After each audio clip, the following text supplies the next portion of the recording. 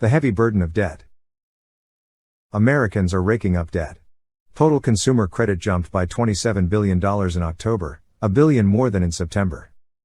Credit card balances surged by 15% in Q3, the quickest growth in 20 years, according to the Federal Reserve Bank of New York. Plus, the cost of debt is significantly higher today, because of the Fed's interest rate hikes. The average credit card rate today is 26.72%, according to creditcard.com. Consumers aren't the only ones piling up debt. Our national debt, in the U.S., reached $31 trillion in November. $31 trillion works out to about $250,000 per U.S. taxpayer.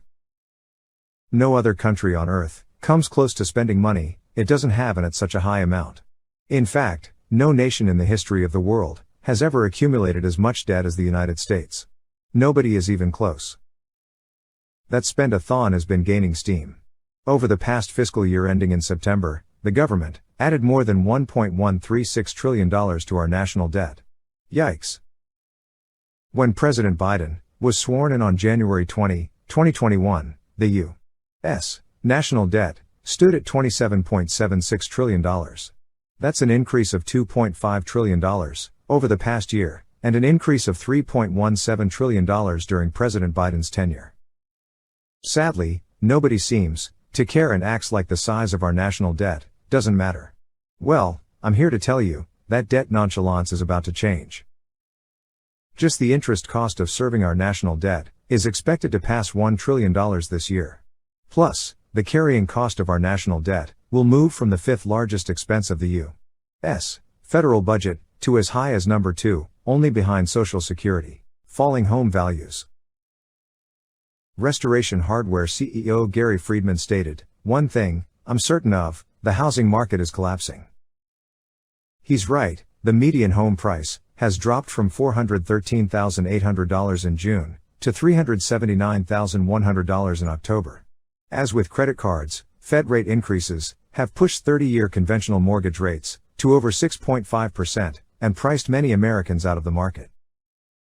Sadly, 270,000 home buyers who bought homes in the first 9 months of 2022 already owe more than their house is worth. The rising cost of eating. The government tells us the cost of groceries has increased by 8.5% over the last year. I don't know what grocery stores those government officials are shopping at, but I am paying a lot more than that for my groceries.